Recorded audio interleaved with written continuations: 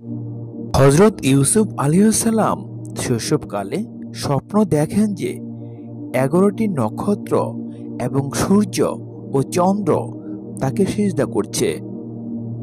তিনি এই স্বপ্ন তার পিতা হযরত ইয়াকুবকে বললে তিনি তাকে সেটা গোপন রাখতে বলেন, কিন্তু তা ফাঁস হয়ে যায়। ফলে এটা তার সুন্দর ভবিষ্যতের হাতছানি ভেবে তার সৎ ভাইয়েরা হিংসায় জ্বলে ওঠে এবং তারা তাকে দুনিয়া থেকে সরিয়ে দেওয়ার চক্রান্ত করে। অতঃপর তারা তাকে জঙ্গলের একটি পরিত্যক্ত অন্ধকূপে নিক্ষেপ করে। ৩ দিন পরে পথহারা ব্যবসায়ী কাফেলার নিক্ষিপ্ত বালতিতে করে তিনি উপরে উঠে আসেন। পরে ওই ব্যবসায়ীরা তাকে মিশরের রাজধানীতে বিক্রি করে দেয়। ভাগ্যক্রমে মিশরের অর্থ ও রাজস্ব মন্ত্রী ইতফির তাকে খরিদ করে বাড়িতে নিয়ে যান ক্রীতদাস হিসেবে। কয়েক বছরের মধ্যে যৌবনে পদার্পণকারী অনিন্দ্য সুন্দর ইউসুফের প্রতি মন্ত্রীর নিঃসন্তান স্ত্রী জুলাইখার আসক্তি জন্মে। ফলে শুরু হয় ইউসুফের জীবনে আরেক পরীক্ষা। একদিন জুলাইখা ইউসুফকে তার ঘরে ডেকে নিয়ে কুপ্রস্তাব দেয়। তাকে ইউসুফ সম্মত না হয়ে বেরিয়ে আসতে চাইলে পিছন থেকে জুলাইখা তার জামা টেনে ধরলে তা ছিঁড়ে যায়।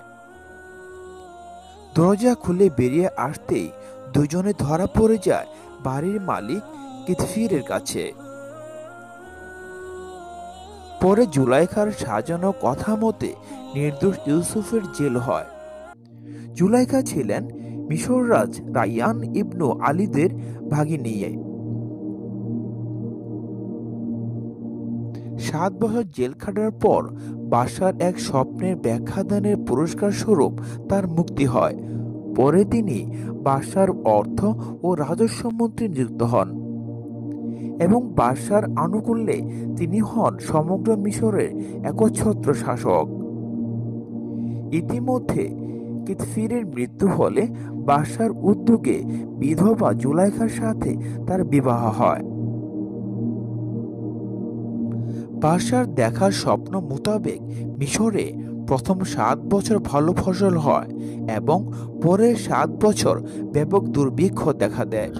দুর্ভিক্ষের সময় সুদূর কেনআন থেকে তার বিমাতা ১০ ভাই তার নিকটে খাদ্য সাহায্য নিতে এলে তিনি তাদের চিনতে পারেন, কিন্তু নিজ পরিচয় গোপন রাখেন।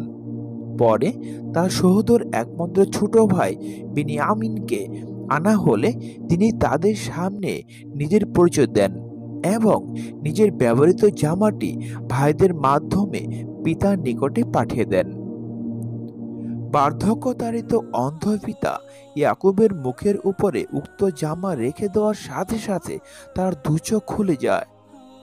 অতঃপর ইউসুফের আবেদনক্রমে তিনি সপরিবারে মিশর চলে যান। ইউসুফ তার ভাইদের ক্ষমা করে দেন। অতঃপর ১১ ভাই ও বাপ মা তার প্রতি সম্মানের সিজদা করেন। এভাবেই শৈশবে দেখা ইউসুফের স্বপ্ন সার্থক রূপ পায়। অবশ্য ইসলামী শরিয়াত কারুর প্রতি সম্মানের সিজদা নিষিদ্ধ।